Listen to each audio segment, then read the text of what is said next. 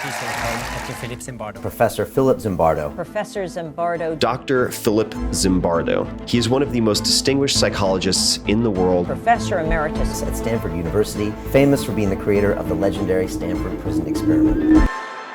It's an experiment with 24 healthy students. Yes. Locked up in the basement. Yes. randomly assigned the roles of prison guards and prisoners at a makeshift jail on campus. One of America's most prestigious academic institutions, and in 1971, the scene of one of the most notorious experiments in the history of psychology. This particular experiment was planned for 2 weeks but terminated after just 6 days. The guards had become dangerously sadistic. The guards were going far beyond keeping the prisoners behind bars, and the prisoners were breaking down emotionally. I can't say that. I'm f***ed up. I don't know how to explain it. I'm f***ed up inside. Help me out! Help me out now! When situations transform good people, it's gradual, so you never notice. When I looked out and saw prisoners suffering, I didn't see suffering. I said, oh, the guards are doing their 10 o'clock toilet run. It was a check mark on a scale. I think he and everybody else who came down into that situation got caught up into that situation. I became part of the situation, so I got corrupted. It became just life.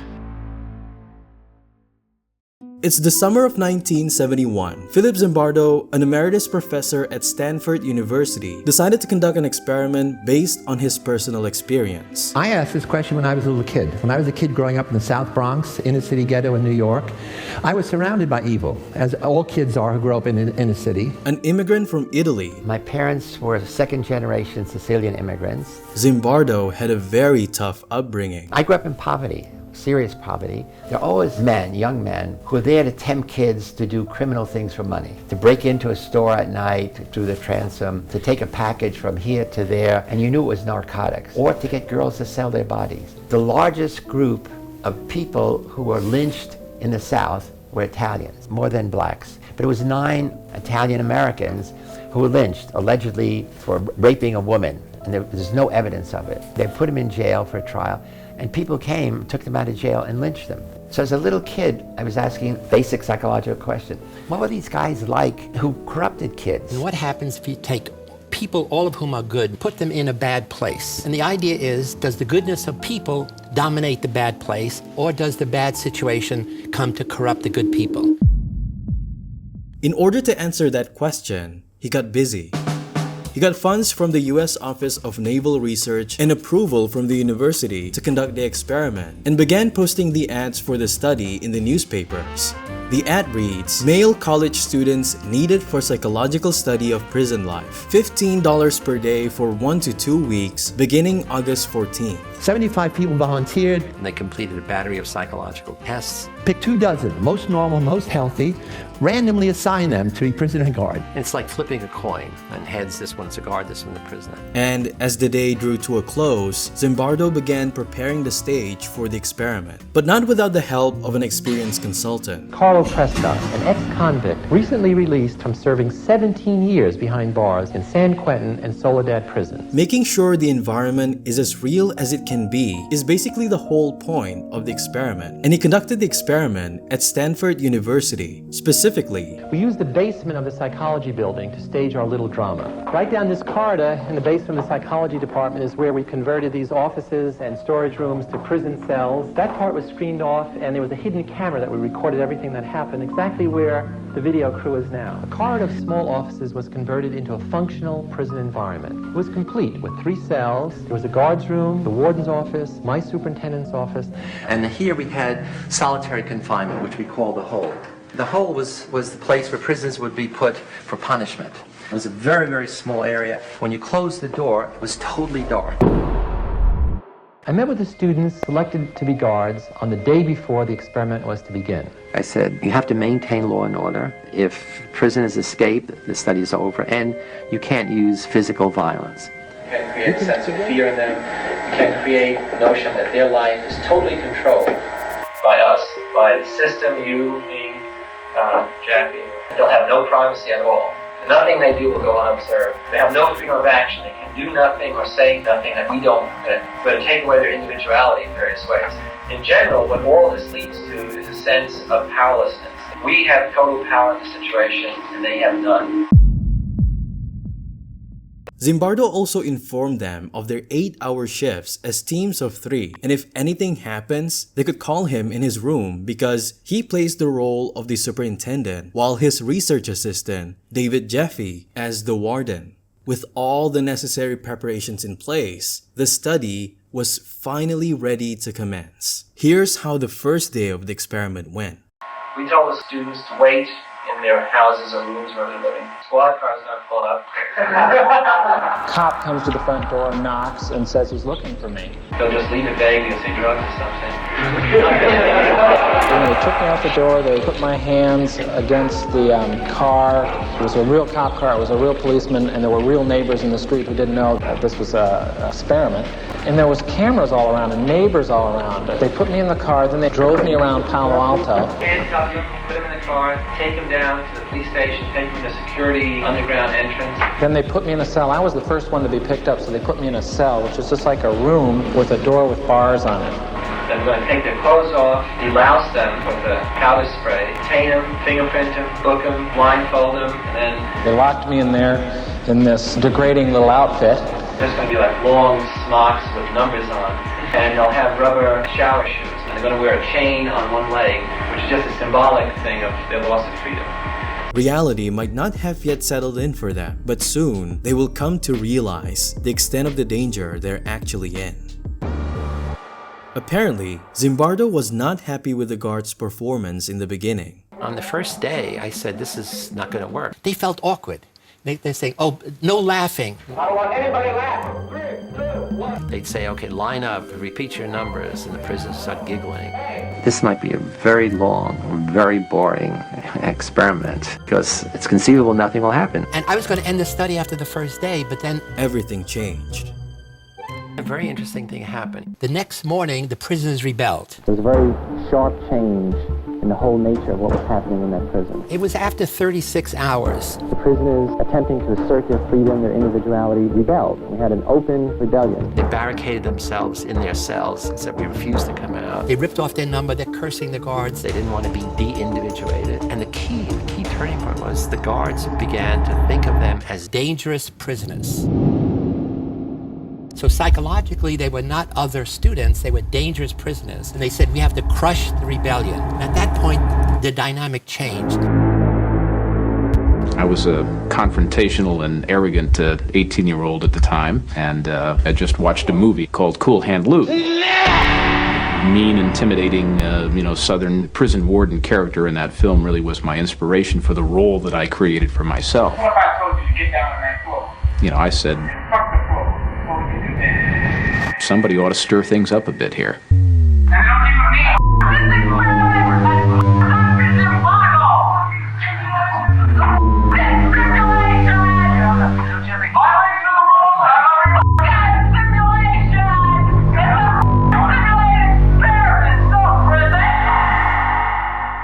Prisoner 8612 was thrown into the hole, and just like that, the prison was restored.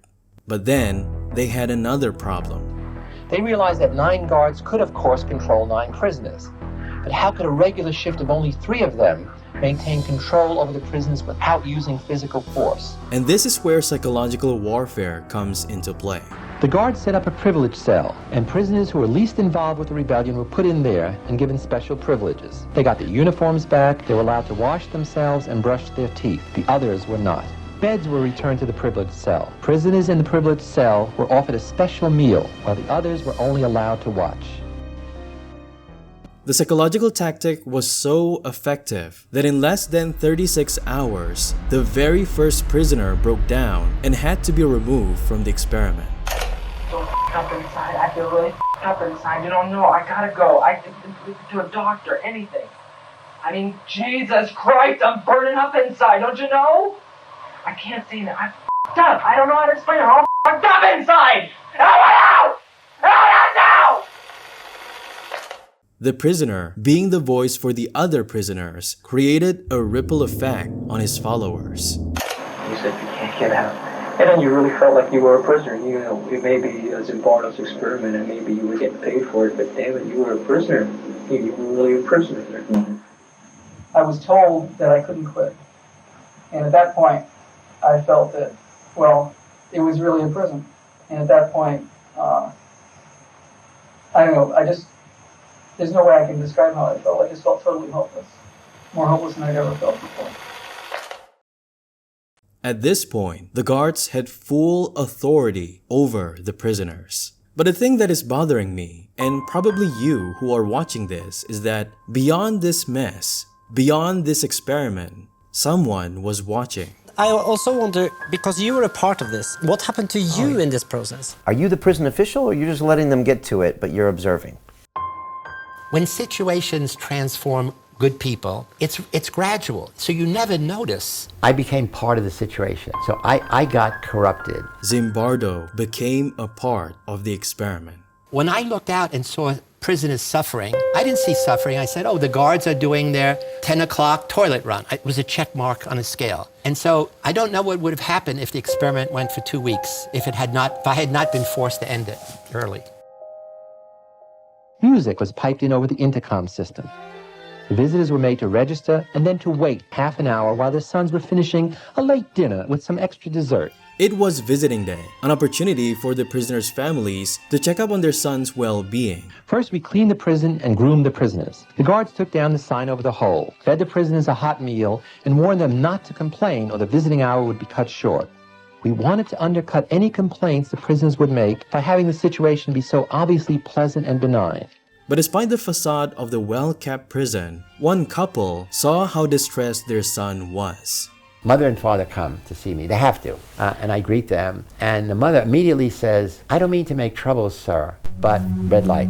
What do you mean? She said, I've never seen my son looking so terrible. I said, what seems to be your son's problem? And it's so vivid in my mind, even though it's almost 50 years. She says, he looks so tired. He's got bags under his eyes. You know, he's not sleeping. And I said, does your son have insomnia? She says, no. He said they wake him up all hours of the night. And I said, of course, we have to be sure nobody's escaped. You know, I'm justifying. And then she says once again, well, I don't mean to make trouble. And at that moment, I said, uh-oh, she's going to go to the dean. She's going to blow the whistle. So he had to do something. I become something I couldn't imagine is in me. I turn to the father and I say, don't you think your son can handle it?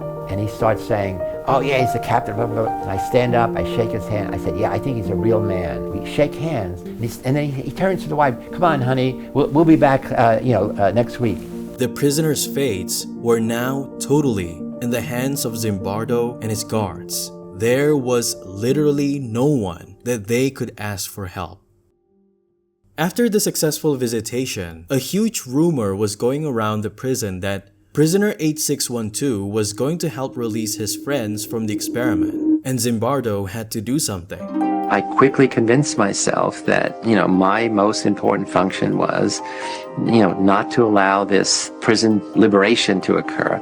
And what could I do to keep my prison going, not the experiment going? The plan was for me to be waiting in the basement in the empty corridor when 8612 returned with his friends. Next, we decided to dismantle the prison and move all the prisoners up to a remote storage room on the top floor. I would tell them that we decided to end the experiment early and that everyone had gone home. After they left, we would rebuild the prison. We even discussed luring 8612 back and then imprisoning him because he had been paroled under false pretenses. But the thing is, it was all just a rumor and nothing else. When someone did enter the door, it was just his friend. I'm trying to get rid of him. But then he says, what's the independent variable? I get furious. Zimbardo was too corrupted at this point that he exploded at his friend. Because he doesn't understand that there's a riot about to take place, that this prison is about to erupt. I had totally lost this whole other identity of scientist, researcher, psychologist. They escalated again the level of control, the level of dominance, the level of humiliating behavior. Push-ups increased in number and severity. The counts became grueling ordeals lasting for several hours. They made the prisoners clean out toilet bowls with their bare hands and polish the guards' shoes. The punishment was so severe that one prisoner, prisoner 819, broke down in tears, and it was heartbreaking.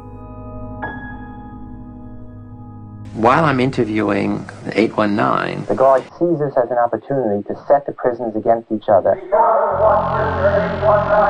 and have the prisoners chant, loud enough so that this poor 819 could hear this, that he was a bad prisoner. What I found was a boy crying hysterically, bawling. We were told to chant something about how he was a bad prisoner. And at the time I went along with it, I'm thinking, what does this matter? We don't believe this, but we can go along and chant it. Imagine how he felt. I said, let's leave. He said, no, I can't leave. I said, what do you mean you can't leave? He said, no, I have to go back because I don't want them to think that I'm a bad prisoner. I said, you're not a bad prisoner. You're not a prisoner. And this is not a prison. And it was this thing where he opened his eye and it was just really like a cloud being lifted.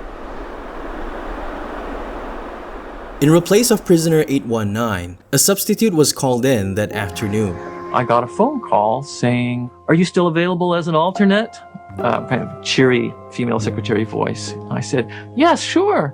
And so she said, could you start this afternoon? I said, yes, sure.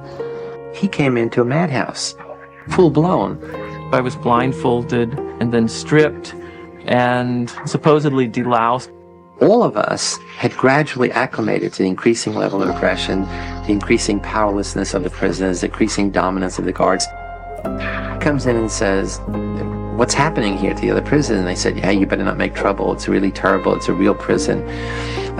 And he says, I'm out of here. I don't want to. And they said, no, they're not, you can't leave. Once you're here, you're stuck. This is a real prison. He could not believe how much power the guards possessed, and so he tested them. Here was a thing that I could do that could push their limits. After I had missed a couple of meals, I saw that this was not a matter of indifference to the guards. I was making headway. They were upset. If this was on day 1 or 2, this would have probably worked, but the guards have grown so much in a short amount of time that backing down was never an option. I thought, how dare this newcomer come in and try to change everything that we had worked for the first 3 days to set up, and by God, he's going to suffer for that. We decided that we would throw this hunger striker into the closet and then smack the door as hard as we could, let the other prisoners know that they're being punished because of what this prisoner had done. Thank you, 416. Okay, 209. I'll try that myself. Thank you, 416. We would use our nightsticks to bang on the door, and we would kick the door so hard that, it must have, shaken him very seriously inside, scared the life out of him. 416 should have been at some level a hero, because he's willing to oppose the authority of the system. In fact, the prisoners accept the guards' definition of him as a troublemaker. I was surprised at how easy it was to intimidate them and to break down their resolve and to upset their solidarity that they had with each other. We were able to pretty much isolate each one of them so they felt that they could not rely on their fellow prisoners. I remember some of them saying, would you eat, goddammit? We're sick and tired of this. That was proof that, there was no solidarity, there was no support between the prisoners. The nail in the coffin was when David had the other prisoners make a choice for prisoner 416's fate. You can give me the blankets and sleep on the bed and mattress, or you can keep your blankets and 416 will stay in another day. Now what will it be? I'll keep my blankets. What will it be over here? I'll keep my blankets. How about 5486? I'll give you my blankets, Mr. Correctional Officer. You don't want to fuck it. We got 3 in favor of keeping your blankets. We got 3, guess one. Keep your blankets. 416, you're going to be in there for a while. So just get used to it. In just a matter of days, both the guards and the prisoners transformed into somebody that they themselves could hardly recognize. The experiment seemed to have a life of its own, always escalating. They were just a bunch of college students who wanted to earn easy money by participating in a fun experiment where they pretend to become guards and prisoners. But little did they know, it would haunt them for life. Until it finally came to an end. I was going to bring in a number of psychologists, graduate students, and young faculty who had no relationship to the study to interview all of us, so we get a fix on how we were doing. And one of the people who came down, the first one came down, was a young woman who I had just started dating. And she's the woman that made you stop the prison experiment at Stanford. Yes, we had just moved in together, living together. If it worked, we'd get married. She contacted me and said, why don't we have dinner, after the night shift? So I said, great. They said, why don't you come down, pick me up at 10 o'clock? And we got married the next year, which is 45 years ago. Wow, congratulations. And then when I was down there that evening, it really was kind of a wow. The guards had lined up the prisoners to go to the toilet, had bags over their head, chains on their feet, and were marching by. And I looked up and I saw this circus, this parade. And I said, hey, Chris, look at that. You could look through a peephole, but you could also see it on a video camera. And she sees all these things happening. The thing that really got to me was when some of the guards took the prisoners down the hall to the men's room. And I just began to feel sick to my stomach. I had this just chilling, sickening feeling of watching this. And I just, I just turned away. And I just let loose in this emotional tirade. I just lost it. I was angry, scared. I was in tears. I look up and I check mark. Oh, 10 o'clock toilet run. I say, did you see it? She starts crying. I said, what's the matter with you? And she runs out, and I run after her. We have a big argument. And I'm furious. I'm saying, look, this is, I run outside. We have this big argument. I'm saying, look, this is dynamics of human behavior. Look, it's fascinating. The power of the situation. I'm going through this whole thing. The power of the situation. She says, no. It's that young boys are suffering, and you are responsible for letting it happen. It's horrible what you're doing to those boys. They're not prisoners. They're boys, and you are harming them. Not you are harming, you're allowing people taking your orders to harm them. You're not physically harming them, but worse, you're psychologically harming them. And I start arguing. I said, this is the power of the situation. Nobody has seen this. Don't you see the drama? What kind of psychologist are you? And then she says, stop. You have been changed by the power of the situation. I know you for a long time. We knew each other for years. She said, you love students. You have a reputation of being one of the most caring professors. How could you see students, college students, suffering, having breakdowns, and not want to stop it? And I'm still arguing. She said, I thought you were a caring, loving person. I don't know who this person is. She said, if this is the real you, I don't think I want to have any more relationship with you. I mean, it was like shaking me out of this, like waking up out of a nightmare. Come on, wake up. And at that moment, I said, wow, you're right. We got to end it. The next morning, he debriefed all the participants of the study. It was tough, but it was something that's needed to be done.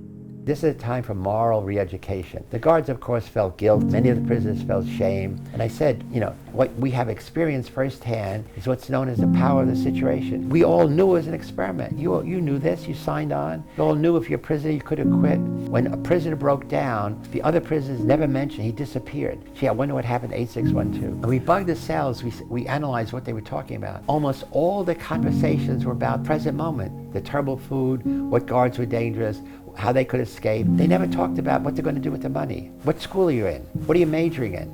They never talked about the past or the future. So they made it worse for themselves. They took a terrible situation, and that's all they thought about and talked about.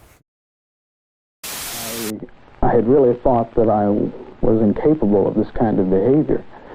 I was surprised, I was dismayed to find out that I could really be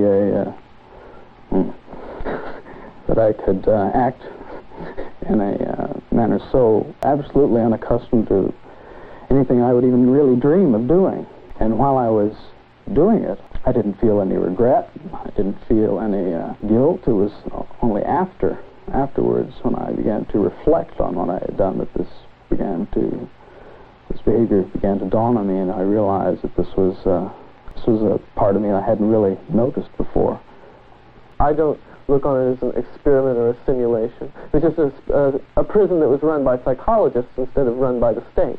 That identity, the person that I was that had decided to go to prison was distant from me, was remote, until finally I wasn't that. I was 416. I was really my number, and 416 was going to have to decide what to do.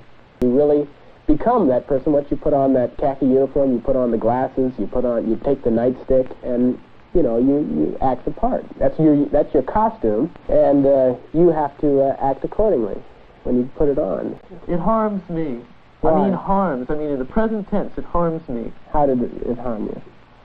How does it harm you? Just to think about it? You mean that people can be like that? Yeah. it let me in on some knowledge that I've never experienced firsthand.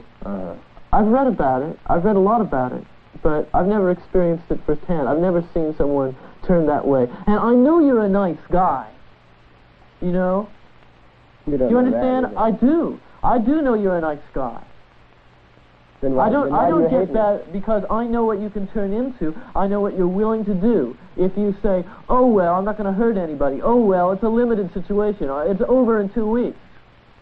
I didn't see where it was really harmful. It was degrading, and that was part of my particular little experiment to see how I could... Your particular little experiment. Yes, Why don't you tell me about that? I was running little experiments of my own. Tell me about your little experiment. Okay. I'm curious. I wanted to see just what kind of verbal abuse that people can take before they start objecting, before they start lashing back. Yeah. Under the circumstances, and it surprised me that no one said anything to stop me. No one said, you know, go tell that man to the face he's the scum of the earth, and they'd do it without question. They'd do push-ups without question. They'd sit in the hole. They'd abuse each other. And here they're supposed to have a little bit. They're supposed to be together as a unit in jail, but here they're abusing each other because I requested them to, and no one questioned my authority at all. And it really shocked me. Why didn't people? When I started to abuse people so much, I started to get so profane that, and still people didn't say anything.